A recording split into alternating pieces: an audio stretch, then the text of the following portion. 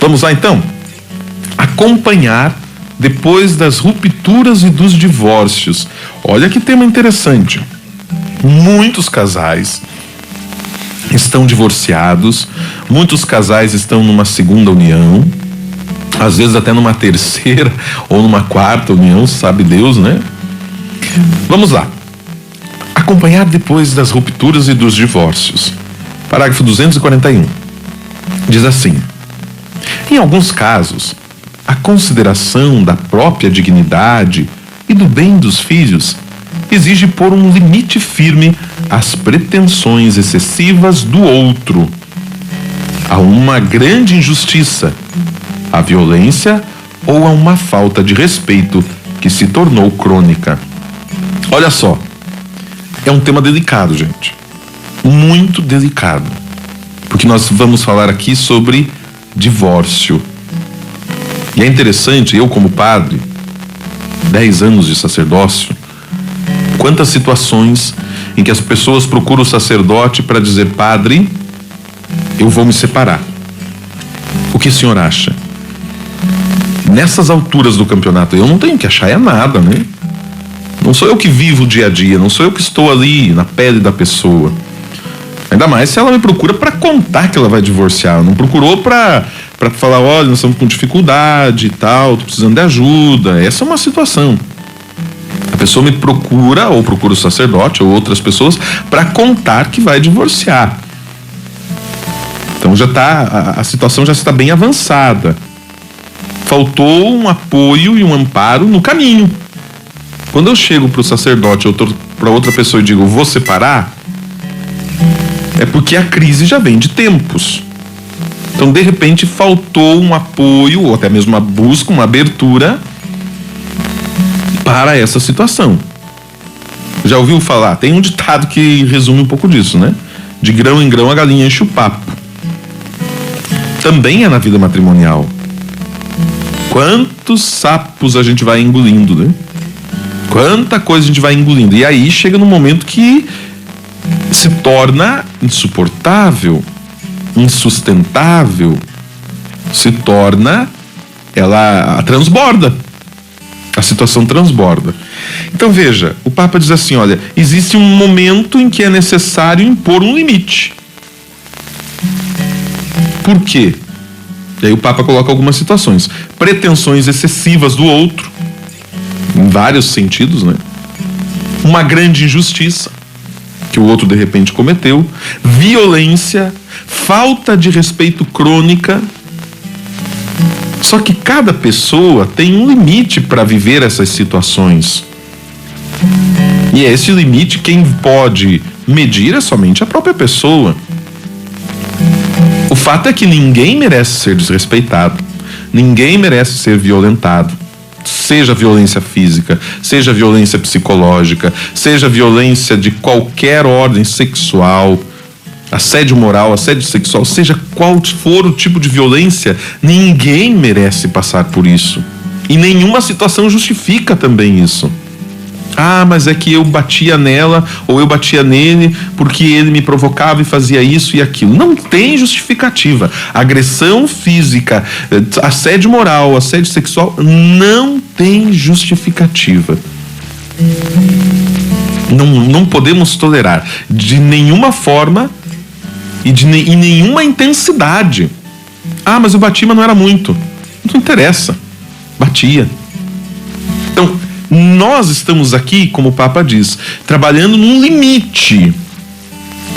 Porque no dia do matrimônio, no dia em que a pessoa casou, tem uma promessa que é feita nos votos matrimoniais, no consentimento, no diálogo e consentimento que faz diante do padre, que diz: prometo amar-te e respeitar-te.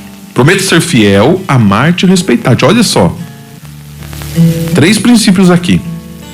Fidelidade. Então, se está rompendo com a fidelidade, traições de forma abusiva, como diz aqui o Papa, né? Algo crônico, um desrespeito crônico. Então, traição, a falta de amor, E a falta de amor se traduz de diversas formas. E o desrespeito. Ninguém é tirado de sua casa e colocado ou para morar em outro lugar para ser desrespeitado. Ninguém. É preciso, diz o Papa, reconhecer que há casos em que a separação é inevitável. Fato. Gente, isso aqui é fato. Não significa que nós somos a favor da separação, do divórcio.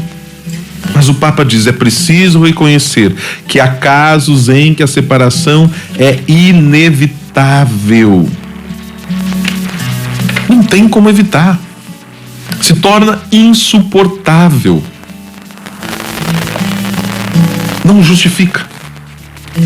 Por vezes, diz o Papa, pode tornar-se até moralmente necessária, quando se trata de defender o cônjuge mais frágil, ou os filhos pequenos, das feridas mais graves causadas pela prepotência e a violência, pela humilhação e a exploração, pela alienação e pela diferença. Deu para perceber aqui, gente? Aonde que pode chegar? A que ponto chega?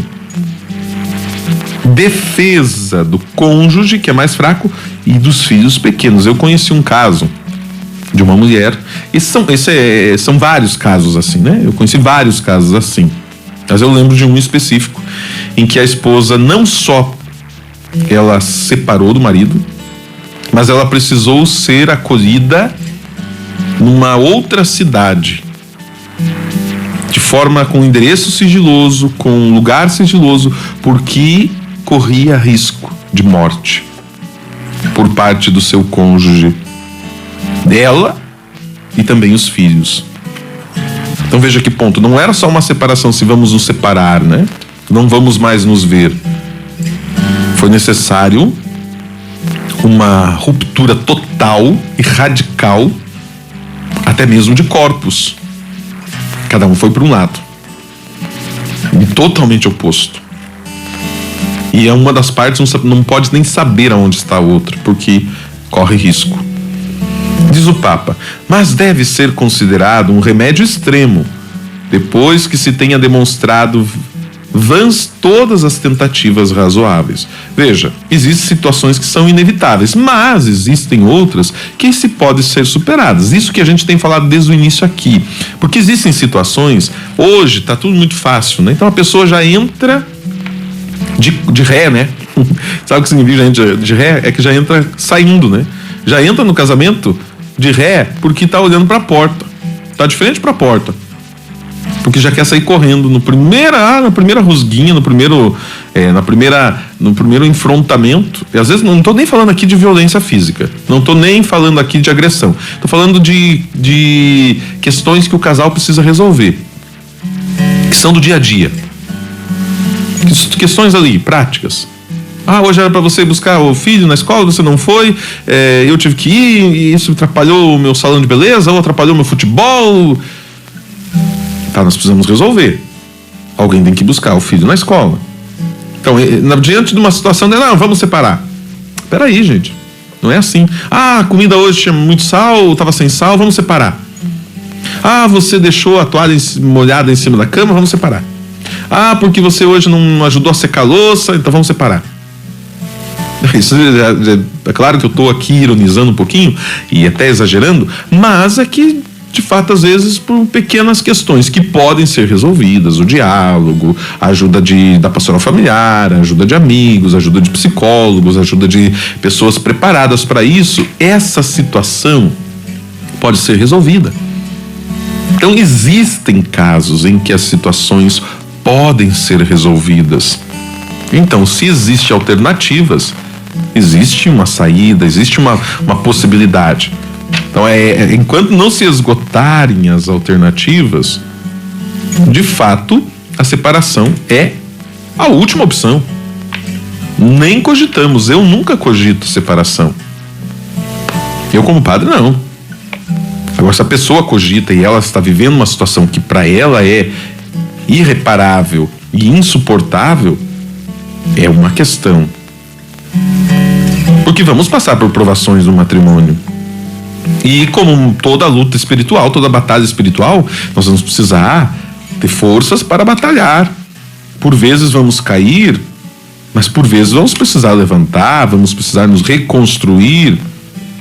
Então tudo isso é uma questão de olharmos a realidade, a situação e enfrentar. Em primeiro lugar, lutar. Não podemos nunca nos entregarmos sem lutar. Aí é a fragilidade, aí é a fraqueza.